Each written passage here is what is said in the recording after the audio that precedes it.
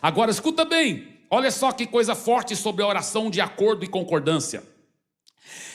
Quando você fala com sua esposa, fala com o irmão, para concordar, realmente garanta que ele está concordando em fé mesmo, tá certo? Entendendo as promessas, pensando igual você. Por isso, nas salas de oração, nossa igreja tem poderosas salas de oração, tá? Poderosa sala de oração liderada pelo pastor Marcelo e a equipe de oração, é Paz Prayer. Salas de oração pelo Zoom, são 6 todos os dias, 7 dias por semana, 6 poderosas salas de oração pelo Zoom. É uma coisa fabulosa, tanta gente orando. Só que o que me alegra é que essas pessoas que estão orando, elas oram cheias de fé, não é aquela oração de incredulidade. Porque tem gente que você pede para orar, seria melhor nem pedir àquela pessoa para orar, porque ela ora com tanta incredulidade, ela não tem fé nenhuma que um milagre vai acontecer. Oh Senhor, e ela vai reclamando e murmurando. O Senhor sabe que a situação dessa criança está tão ruim, está tão feio, Senhor. Se o Senhor não tiver misericórdia, ela vai falecer, e fica falando cada besteira. É melhor nem pedir gente assim para orar. Eu gosto das pessoas na nossa sala de oração, porque elas oram com fé. Você sabia que todos os 7 tipos de oração devem ser orados no Espírito, dirigido pelo Espírito Santo, e todas devem ser oradas com fé? Todos os 7 tipos de oração é com fé, porque sem fé é impossível agradar a Deus.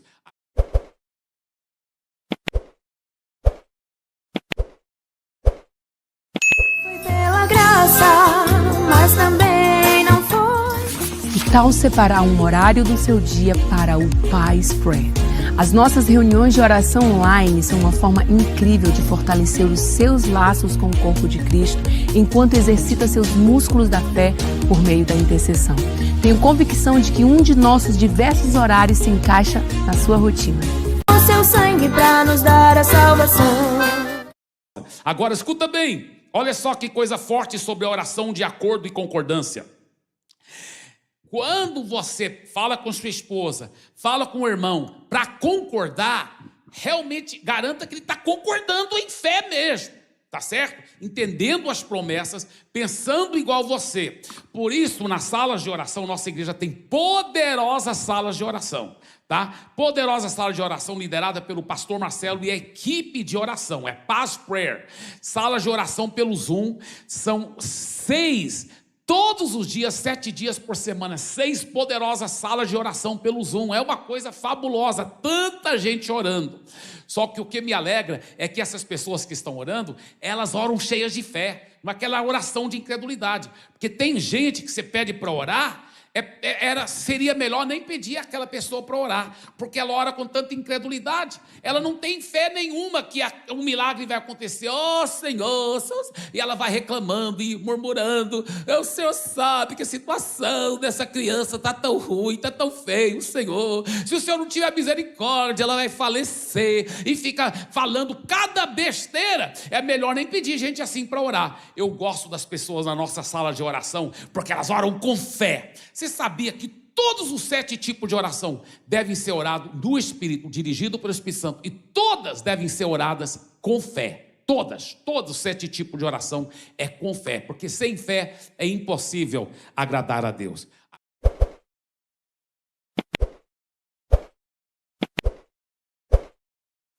Foi pela graça, mas também não foi. Que tal separar um horário do seu dia para o Paz Prayer? As nossas reuniões de oração online são uma forma incrível de fortalecer os seus laços com o corpo de Cristo, enquanto exercita seus músculos da fé por meio da intercessão. Tenho convicção de que um de nossos diversos horários se encaixa na sua rotina. O seu sangue para nos dar a salvação. Muito bem, João capítulo 4. Uma história conhecidíssima nossa. Eu quero ler o versículo 34. Disse Jesus: a minha comida é fazer a vontade daquele que me enviou e concluir a sua obra. Vocês não dizem, daqui a 4 meses haverá colheita? Eu lhes digo, abram os olhos e vejam os campos, eles estão maduros para a colheita. Vamos orar. Espírito Santo de Deus, dá-nos graça, Graça do Senhor, para entendermos a sua palavra. Eu acabei de ler a Bíblia, a tua palavra entrou na minha cabeça, mas agora ela corre um risco enorme de se misturar às tranqueiras da minha cachola e já sair pela minha boca não mais a sua palavra. Então vigia, por favor, os meus pensamentos, e daqui no abrir da boca ainda seja a sua palavra que vem para nos abençoar, impactar, transformar. Faz isso nas nossas vidas, te pedimos, pois oramos no nome forte de Jesus. Amém. Amém. Essa história quase todos nós conhecemos. Jesus está caminhando com seus discípulos e passaram pela cidade de Samaria ou Samária. E aí Jesus fica no anel viário, no trevo da cidade, que tem um poço, e diz para os discípulos: entrem aí na cidade, vão comprar algum McLanche feliz para a gente comer daqui a pouco. E eles vão. Nesse vai da valsa, mais ou menos meio-dia, vem uma mulher pegar água no poço. Por que essa mulher veio meio-dia? Ora, as mulheres pegam água de manhã ou no fim do dia. De manhã para as coisas do dia, de noite para ter água suficiente para se lavar e para os animais. Ninguém vem pegar água meio-dia, mas essa mulher veio provavelmente porque ela não era aceita pela comunidade de alguma maneira. E Jesus está ali, percebe que ela vem tirar água por volta da hora do almoço e diz para ela: pode me dar um pouquinho de água?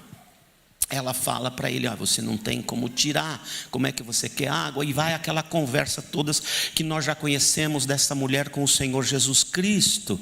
E Jesus vai falar para ela: eu tenho uma água que se eu der para você, você nunca mais vai ter sede. Aliás, dona, a senhora anda confundindo esse vazio existencial da sua vida com arrumar namorado. A senhora já arrumou uns 5 ou 6 ou 7 ou 8 ou 9, e o que está com a senhora agora também não é seu marido.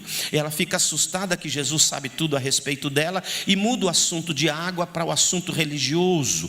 E da religião Jesus vai e se revela para ela. Ela vê que Jesus é Jesus, o Salvador que eles esperavam, sai correndo para a cidade e vai falar no meio, onde ela tem entrada, no meio dos homens daquela cidade, o que era atípico também. Mas ela fala com os homens: eu vi o Messias. Eles vêm todos eles, e vão conhecer o Messias. E aí, quando Jesus está falando com essa dona, os discípulos chegam com a comida e falam: Jesus, vão comer. E já interromperam Jesus, que está falando com essa dona aí. E é uma mulher de Samaria, uma samaritana. E os judeus não se davam bem com os samaritanos, porque samaritanos são judeus que misturaram as suas raças, e agora eles não são mais puros. Então nós não gostamos mais deles, nós os rejeitamos. Eles se tornaram um grupo excluído da sociedade, em meio à sociedade. E aí Jesus vira para os meninos e diz assim: uma comida eu tenho para comer que vocês não conhecem. Um vira para o outro e falou: será que algum anjo trouxe um iFood do céu para Jesus? Não sei. E aí Jesus fala: não, vocês não estão entendendo. Vocês não estão entendendo. Vocês não dizem que falta 4 meses para começar a colher? Olha, levante os olhos e vejam, os campos já estão brancos. A expressão em grego é branco. Provavelmente Jesus estava se referindo a alguma plantação de algodão por ali. E o algodão, quando ele abre, ele tem que ser colhido imediatamente, porque senão ele cai e perde. Muito bem, que lições nós aprendemos nesta história? Antes, deixe-me dizer para você como eu interpreto o Novo Testamento. Tem uma passagem da Bíblia no Novo Testamento, em Marcos capítulo 1, não precisa abrir, versículo 16, que Jesus fala para os discípulos dele, que ele os está convocando e diz: venham comigo e eu os ensinarei a serem pescadores de homens. Para mim esta é a chave de interpretação do Novo Testamento. Tudo que eu leio no Novo Testamento, eu leio perguntando: como esta passagem me ensina a ser pescador de homens? Tudo que Jesus faz depois dessa passagem é mostrar para eles como que ele pesca homens, vai ensiná-los a pescar homens e depois vai deixar que eles o façam sozinho. Então esse trecho da Bíblia também para mim é como, olhando para essa história de Jesus com a mulher samaritana, eu posso aprender como pescar seres humanos. E a primeira grande lição que eu vejo nesse texto é que Jesus ensina para mim e para você: frequentemente teremos que pagar o preço de enfrentar e transpor barreiras culturais, transculturais. Se nós queremos pescar pessoas do mundo inteiro, teremos que fazer isso. Quando você olha essas bandeiras, você já pode ver muitas barreiras transculturais que você deverá ultrapassá-la. Margareta, que pregou mais cedo, disse que na Indonésia tem 700 idiomas diferentes. E alguns desses idiomas têm 10 ou 12 sub-idiomas.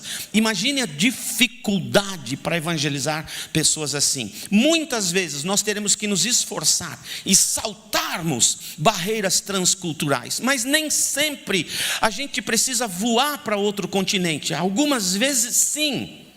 Mesmo aqui em Minas Gerais, há grupos étnicos diferentes. Na cidade onde eu moro, tem 187 idiomas diferentes falados lá. Aqui nós temos árabes, nós temos italianos, nós temos franceses, nós temos muitas culturas entre nós, mas nós temos culturas urbanas, nós temos grupos não alcançados. Sabe lá em Atos 1:8, quando o Senhor Jesus Cristo disse: vocês vão pregar o evangelho, serão minhas testemunhas em Jerusalém, Judeia, Samaria e confins da terra.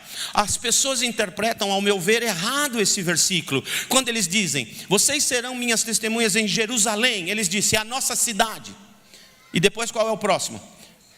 Judeia, eles dizem, é o nosso estado. Depois qual é o próximo? Samaria, eles dizem, é o nosso país. E o último, confins da terra, os outros países. Eu não interpreto assim. Por quê? Porque Samaria está dentro da Judeia. Ele não é maior do que a Judeia. O que Jesus quis dizer é, vocês serão minhas testemunhas onde vocês moram, dentro do seu país. E não se esqueçam dos samaritanos, os grupos rejeitados pela igreja. Tem grupos de drogados, tem grupos de funk, tem grupo de skatista, tem grupo de jogador de futebol. Quais são os grupos? Tem toda a cultura deles e nós precisaremos enfrentar e transpor esses aspectos culturais para alcançarmos os samaritanos que vivem do nosso lado. Mas quase sempre a igreja de Jesus Cristo, em vez de amar estes grupos inalcançáveis, esses grupos rejeitados, estes grupos marginalizados, nós só fazemos que perdidos e viramos as costas. Por isso Jesus disse, vocês serão minhas testemunhas em Jerusalém, no seu país inteiro, e não esqueçam os samaritanos do seu país. Preguem o evangelho. Primeira grande lição, precisamos saber que a igreja tem que pagar um preço para transpor barreiras culturais, se quisermos pescar homens e mulheres para Jesus. Amém? Amém. Segunda grande lição que nós temos aqui. Jesus vive com prioridades e não com urgências. A maior parte de nós vive só por urgências.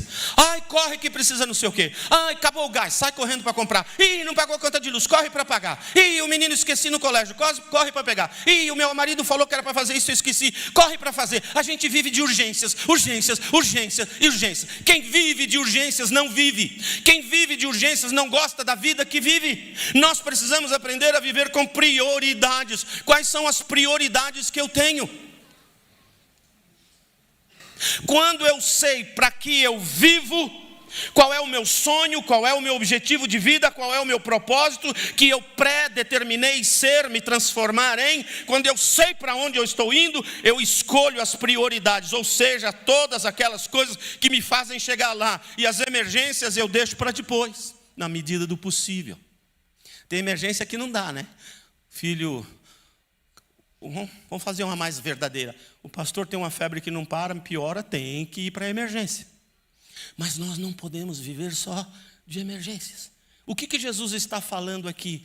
Uma comida eu tenho para comer, que é diferente dessa daí. Jesus está dizendo que falar de Jesus para as pessoas é mais importante, é prioridade na vida dele, e isso vem antes de satisfazer as necessidades básicas, mais básicas de sua vida. Se for necessário não almoçar hoje, para irmos lá fora falar do Evangelho de Jesus, deixaremos a comida para depois, porque isso não é a nossa prioridade. A nossa prioridade é falar de Jesus, e com uma vantagem adicional: tu emagrece. Prioridades. Quais são as suas prioridades? Para você ter prioridades, você precisa definir para onde você está indo, qual o propósito da sua existência. Existe um propósito de Deus para toda a igreja, o mesmo propósito de Deus. E existem propósitos individuais, o seu próprio sonho, em quem você quer se transformar. Eu não disse o que você quer ter. Tem pessoas que falam assim: se eu tiver aquela casa, serei feliz. Se eu tiver aquele carro, serei feliz. Se eu tiver aquela grana, serei feliz. Se eu casar com aquela dona, serei feliz. Não é o que eu vou ter, é no que eu vou me transformar. Quem eu serei? Quem eu serei daqui 5 anos, 10 anos, 15 anos, 20 anos, 30 anos, 50 anos, 60 anos?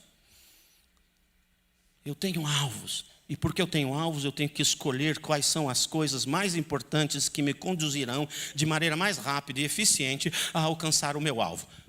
Você escolhe o seu, mas há um de Deus para toda a igreja: pregar o Evangelho a toda criatura. Isso tem que ser sua prioridade. Na minha vida eu estive em vários lugares do planeta. 2 vezes eu estive no Egito. E uma delas eu descobri que a maior universidade do mundo está no Cairo. Tem 450 mil estudantes.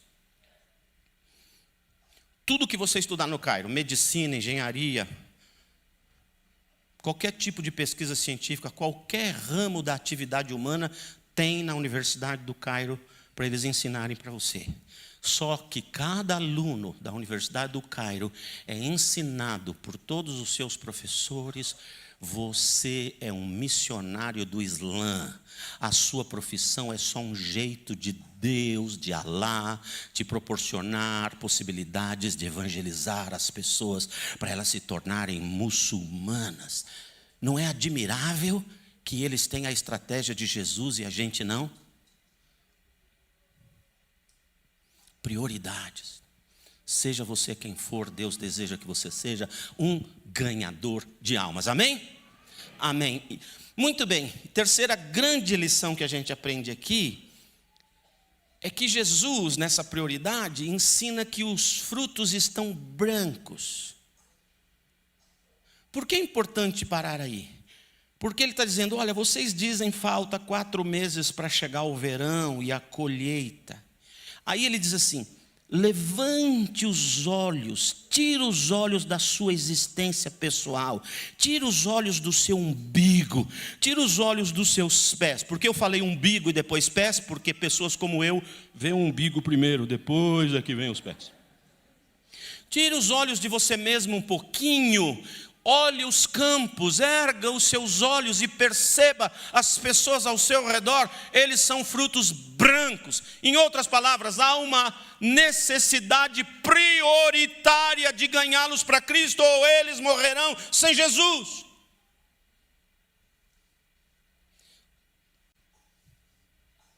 Nenhum amém?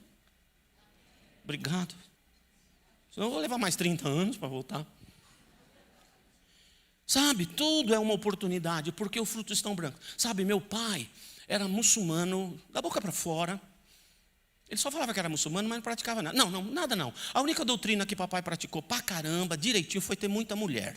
Isso papai praticou legal. E aí, quando eu era garoto, 14 anos, 15 anos, a gente descobriu que o papai tinha algumas filiais fixas. E eu trabalhava na Fiesp, Federação das Universidades do Estado de São Paulo. Eu ganhava 75% de um salário mínimo. E na minha casa onde eu morava, a gente não tinha grade para pôr na frente da casa.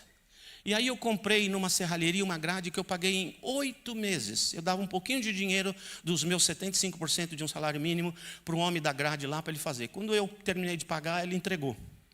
Ele levou lá na nossa casa e jogou lá no quintal na frente. Quando a gente descobriu essa história toda, eu falei: papai, elas ou a gente? Ele disse: elas, tchau. E tem mais, pega a grade aí, numa ponta que eu vou pegar na outra. Eu quase morri de tão pesado. Levamos 2 ruas para baixo, ele vendeu para o vizinho, pegou uma grande e disse para mim, volta para a tua casa. E foi embora com o dinheiro da grade que eu comprei.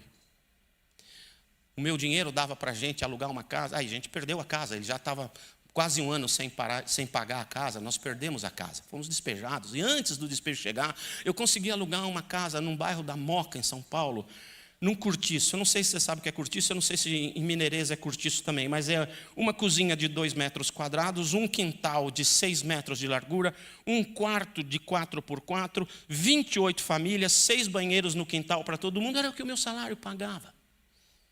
Eu, minha mãe e meu irmãozinho. Um dia eu escutei uma voz, vi que era papai, ele estava na porta do quarto, de costas para o quintal. Eu saí correndo, entrei na cozinha, peguei a primeira faca que eu encontrei e cravei nas costas dele. Ele percebeu que eu estava chegando, ele fez assim, a faca não entrou. Aí ele saiu correndo, quando ele saiu correndo eu peguei a faca que eu tinha visto em filme e peguei a faca e joguei. Ela foi rodando, mas bateu nas costas dele com o lado do cabo, não entrou. Gente ruim é difícil de matar. Mais tarde eu conheci Jesus. Mais tarde eu falei, puxa, eu tenho que reconciliar minha vida com o papai. Papai já estava doente. Fui lá e pedi perdão a ele. Ele que pediu perdão a mim. Eu me tornei amigo dele, amigo das mulheres dele. Cuidei das mulheres dele, porque ele estava doente, ele não tinha nada. E eu fiquei cuidando. E no dia do enterro de papai, aliás, antes do enterro de papai, ele falou assim para mim, filho, eu sei que você é pastor. Eu gosto das músicas da sua igreja. Mas eu queria no meu enterro, as rezas islâmicas, eu gosto daquelas rezas. Você pede para o Cher é o pastor da mesquita, vir fazer o meu enterro? Falou, lógico, papai. Aí papai morreu, lógico que eu não convidei. Aí, mas papai era muito inteligente, ele convidou antes de morrer, falou, meu filho não vai te convidar, aparece lá. E eles apareceram com as batinas, com o Alcorão na mão, com o chapéuzinho, ficaram encostados na parede. Mas na cultura árabe, o filho mais velho herda tudo e se torna o chefe do clã. Eu herdei todas as dívidas de papai e as mulheres dele. Mas eles não podiam fazer nada sem a minha autorização. Então, num determinado momento, eu estava num cantinho, olhei para os parentes muçulmanos, para o povo que estava lá, católico, um tanto de espírita. Minha família é uma benção. Aí caminhei, porque eu sei que os frutos estão brancos. Tirei uma Bíblia pequenininha do bolso, a Bíblia diz que a Bíblia é a espada, né? Eu tirei um canivete, era uma biblinha pequena. E aí botei em cima da mão de papai e disse bem alto em português da Zona Leste, Paiê, você me pediu uma cerimônia islâmica. Eu falei que eu ia fazer. Mas paiê, eu mudei de ideia. Eu vou fazer uma cerimônia evangélica. Tudo bem? Bem alto assim. Todo mundo falou, enlouqueceu. E aí eu dei 3 segundos para papai responder. E falei bem alto. Quem cala, consente. E preguei para minha família. Um irmão de papai, com toda a sua família, se converteram. Aleluia, os frutos estão brancos para ser. Outro dia eu estava entrando num carro de carona, num aeroporto. O pastor veio me pegar para pregar na igreja dele. No meio do caminho tinha 2 policiais militares pedindo carona. E eles entraram. Eu falei, puxa, tem que pregar para eles. Mas já eu conto essa história inteira para você. Deus tem uma prioridade para você. Falar de Jesus. Porque as pessoas vão morrer a qualquer momento. Quando a pandemia começou, a gente estava ouvindo falar, a Itália. Tem muito chinês no norte da Itália, eles tinham ido tudo para o ano novo chinês, voltaram tudo com Covid. China exporta tudo. A China é tão sortuda que quando começou a pandemia, ela tinha 80 bilhões de dólares em equipamentos de respiração, máscaras e luvas, tudo estacionado lá. Eles não sabiam para quê. Vamos aproveitar e vender. Enquanto uns choram, outros vendem lenço, bem, chinês vende máscara. Então, aí, interessante tudo isso. Muito interessante tudo isso, porque quando as pessoas começam a morrer perto da gente, aí a coisa fica séria. Morria lá longe. Agora é alguém que a gente conhece. Agora os defuntos têm rosto.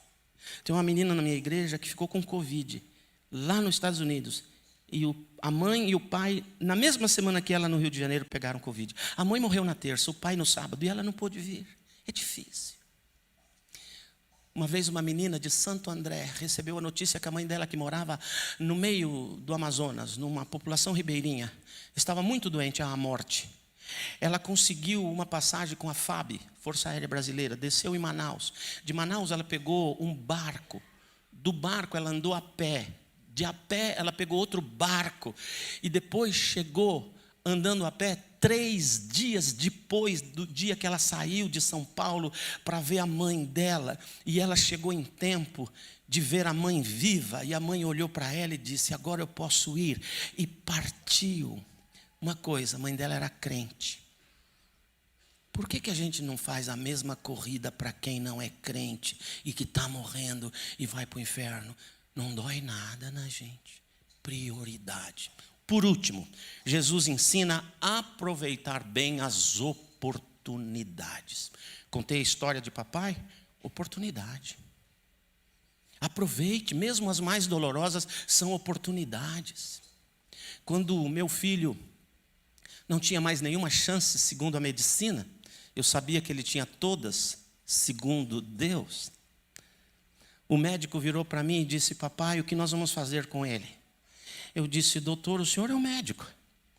Ele disse: bem, o cérebro dele foi completamente destruído, ele tem outro coágulo nos pulmões que nós não podemos tirar, ele perdeu os rins, o fígado está cheio de bactérias, a garganta dele está cheia de bactérias, e a cirurgia que ele tinha feito rasgou por causa do processo de tentativa de ressuscitação. Você quer liberar seu filho ou deixar que as bactérias terminem o trabalho?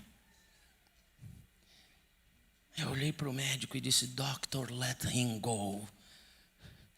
Doutor, deixe-o ir. E ele me perguntou: to the heaven? Para o céu? E eu tive que explicar para o doutor: doutor, tem pessoas que vão para o céu e há outros que voltam para o céu. Meu filho está voltando. E eu assinei os papéis. E durante a minha vida de pastor, 41 anos de pastor, eu já estive em desligamento de máquinas umas quantas vezes, porque a família não tem coragem de ver os aparelhos irem apagando. Eu pensava: Deus deve estar me treinando para alguma coisa. E quando chegou a vez do meu próprio filho, eu disse: não foi treinamento suficiente. Mas eu fiquei com ele. Ele foi desentubado, o pulmão fechou imediatamente. 1h20 depois, o coração dele parou. E imediatamente ele ficou branco. Mais tarde, uma enfermeira do hospital conta um testemunho para o irmão dela. O irmão dela é contratado como cozinheiro da igreja onde eu trabalhava. E quando ele descobriu o meu nome, ele perguntou: você é o pai de um menino assim, assim? Eu falei: sou. A UTI do hospital tem só uma palavra entre eles: realmente Deus existe.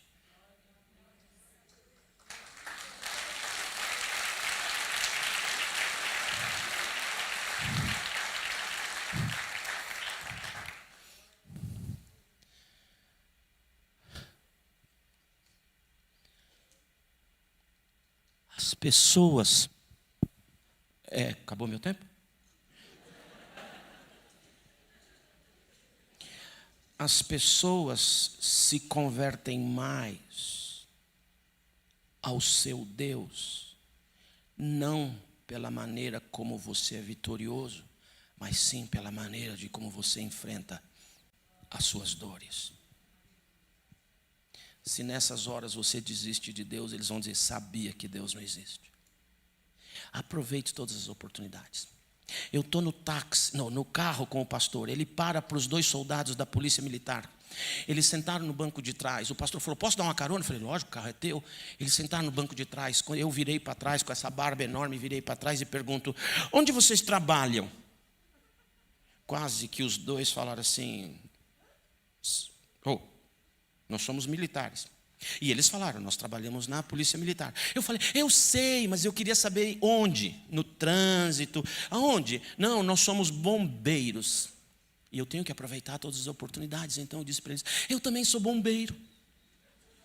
E eles sabiam que militar no Brasil não usava, não sei se ainda usa, barba. E eles olharam para mim e falei: é verdade, eu sou bombeiro. Vocês não salvam pessoas do fogo? Eu também salvo. Vocês não usam uma escada para pegar o pessoal lá de cima? Eu também tenho. E vocês não usam água para apagar o fogo?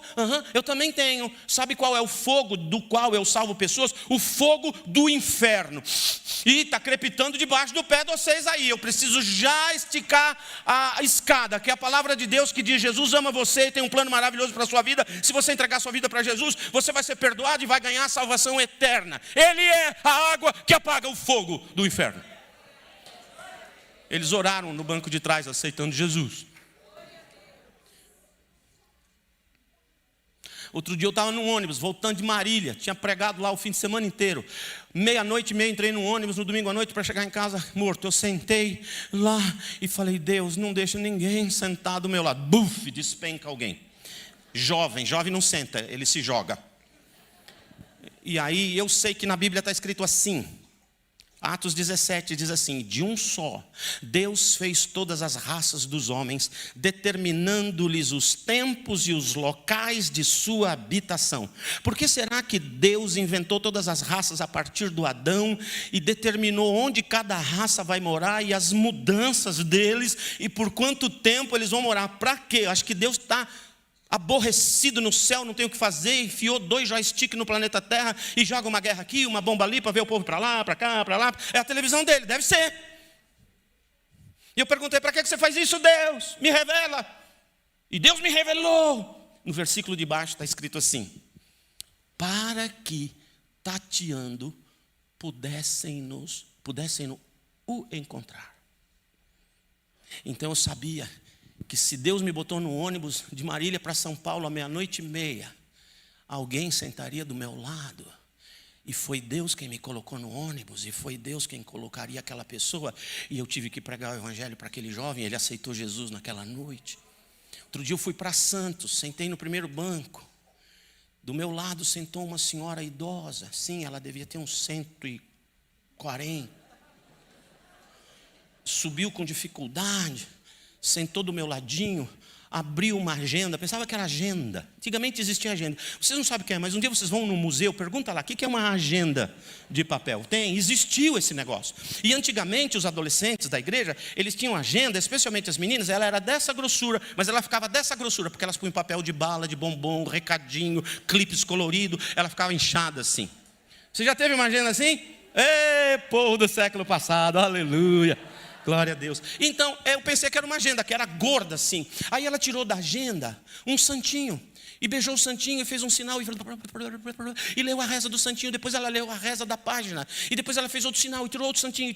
Eu falei: meu Deus do céu, ela precisa ir até Bahia para orar com esse santinho. Tem muito santinho. E aí eu botei a minha mão no ombrinho dela e falei assim: perdão. Vejo que a senhora é muito religiosa. Ela disse: muito, meu filho, a vida toda. Eu peguei o Novo Testamento, pus para ela assim, falei: a senhora conhece esse livro? Ela disse: não. Falei: é a Bíblia. Ela colocou contra o peito e falou: a Bíblia. Eu pensei que estava doendo. Eu quis tirar dela, ela não soltava. A Bíblia. Aí eu completei: a senhora já leu a Bíblia? Ela disse: nunca. Eu falei: a senhora quer de presente? Falou: sério? Eu falei: dou de presente para a senhora. Como é a condição? A senhora deixa eu falar as 4 coisas mais importantes, as 4 verdades que tem dentro da Bíblia. Posso falar para a senhora? Ela falou: pode. Mas a senhora assim mesmo vai ler a Bíblia? Ela falou: vou. E eu e ela estávamos no primeiro banco. E eu notei que o motorista do ônibus estava de rabo de olho na nossa conversa. Mas já estava descendo a serra. Eu fiquei com medo. E aí eu falei assim para ela: Jesus te ama, tem um plano maravilhoso para a sua vida. A senhora é tão pecadora, a senhora vai para o inferno. Mas Jesus morreu na cruz para perdoar os seus pecados. E a Bíblia diz que a senhora quer com o coração e com a sua boca, a senhora chamar Jesus, a senhora ser salva. A senhora quer chamar Jesus? Se a senhora chamar Jesus, a senhora vai ganhar 4 presentes. A senhora vai ganhar perdão dos seus pecados, uma nova vida nessa vida, a luz de Jesus e a vida eterna com Jesus. A senhora quer Jesus? Ela falou: quero. Então eu vou falar uma oração, a senhora repete atrás de mim? Ela falou: repito. E aí eu orei com um olho, com o outro eu deixei aberto, porque Jesus falou: orai e vigiai. Eu orei com ela e vigiei se o motorista não ia fechar o olho para orar.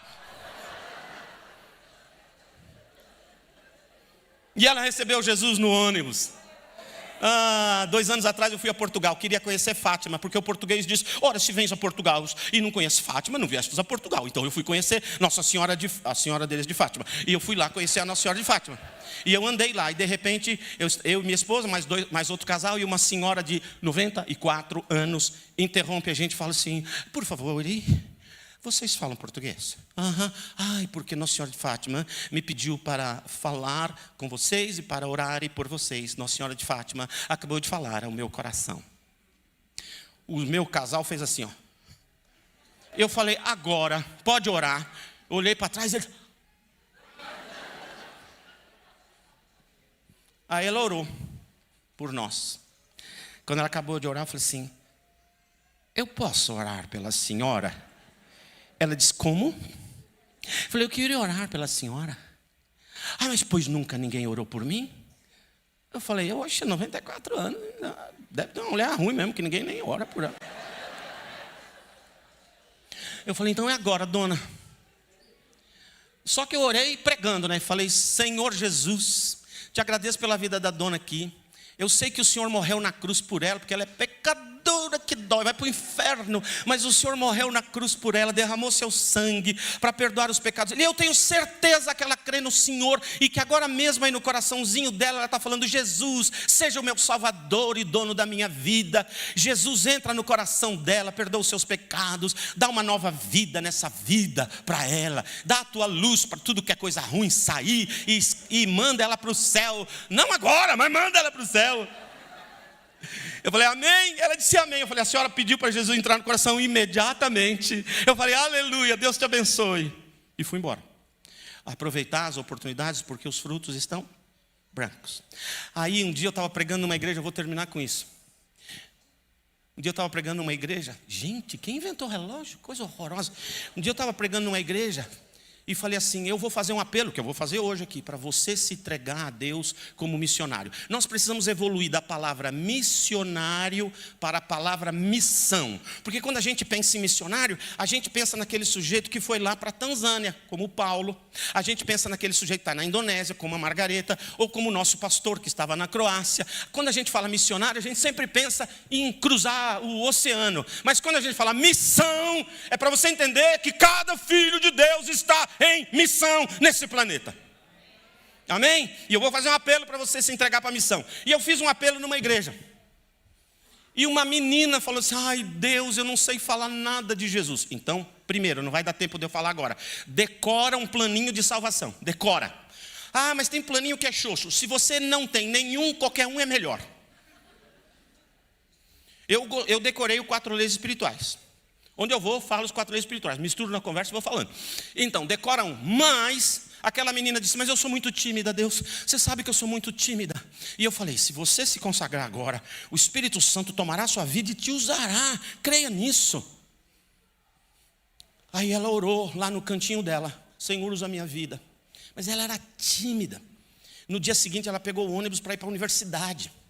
E o ônibus era no ponto inicial, ela ia até o ponto final. No meio do caminho entrou uma menina com um cabelão desse tamanho, com uma calça rasgada de tudo que era jeito, uma bolsa que batia aqui, e entrou e disse assim: aí galera, alguém sabe me dizer se essa buzunfa chega na universidade? A menina tímida fez assim: ponto final é lá. Beleza, então vou sentar aqui atrás com você. Blof. E disse: você estuda lá? A menina falou: aham. Eu também estudo lá, estou fazendo sociologia. O que você faz? Ele falou: letras. Que legal. Você sabe que eu tenho um professor que ele falou para fazer um trabalho sobre religião. É mole? A menina: disse: não, você não sabe. Caiu para mim para fazer negócio de crente. Menina, eu fui em tudo que é igreja de crente. Horror. Tinha umas igrejas lá que eu pensei que estava todo mundo doido. Eu perguntei para uma pessoa na porta: o que está acontecendo aí? Aí o diácono falou: Deus está operando. Ela falou: sem anestesia? Pelo amor de Deus. Aí eu entrei numa outra, eu bati, eu não sei, mas tinha plaquinha assim: silêncio, silêncio, silêncio. E se ela viesse hoje, tinha achado 2.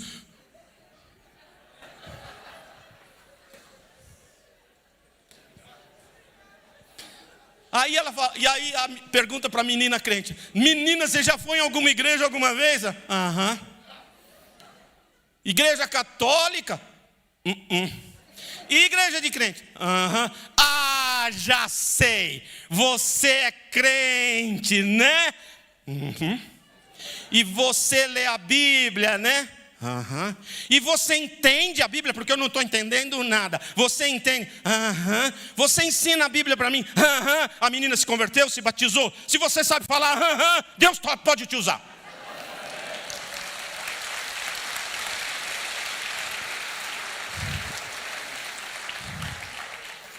Amém ou não amém? Amém? Então vamos orar agora, porque o almoço vem vindo. Mas não é nossa prioridade, deixa para lá. Vamos orar juntos aqui. Vamos orar juntos, feche seus olhos. Você que está aí na galeria, você que está aqui embaixo, você que está na internet. É o momento de dedicar sua vida à obra missionária neste planeta.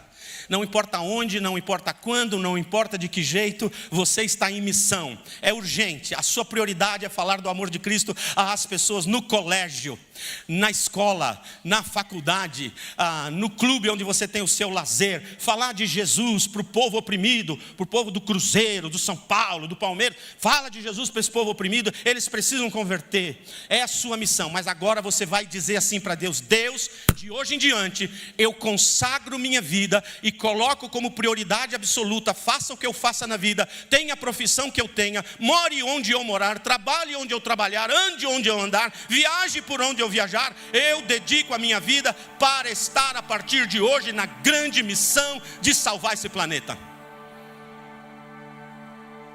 A ONU tem uma frase que eu gosto, muita coisa eu não gosto da ONU, mas uma frase que ela tem eu gosto: visão global, ação local. Coloque-se para Deus usar você no planeta Terra e fale na próxima esquina, na sua rua, no seu condomínio que mais parece um condemônio. Fala de Jesus naquele lugar, fala no restaurante, fala onde for. Aproveite as oportunidades que lhe forem dadas. Se você quer, baixinho, só para você ouvir sua voz, repete assim: Senhor Jesus, hoje eu aprendi na palavra que eu preciso priorizar a missão de evangelizar. Senhor Jesus, o Senhor me conhece, mas assim mesmo, com minhas dificuldades, com as minhas condições, eu me entrego inteiramente ao Senhor e te peço: manda o poder do teu Espírito Santo na minha vida, me enche com teu Espírito e a partir de hoje me usa na missão de ganhar pessoas para Jesus. Eu entrego a minha vida no nome bendito, no nome forte de Jesus. Amém? Recebeu a palavra? Amém? Glória a Deus. Me marca no Instagram, passa na livraria, eu estarei lá esperando você. Até qualquer outro dia, Deus te abençoe.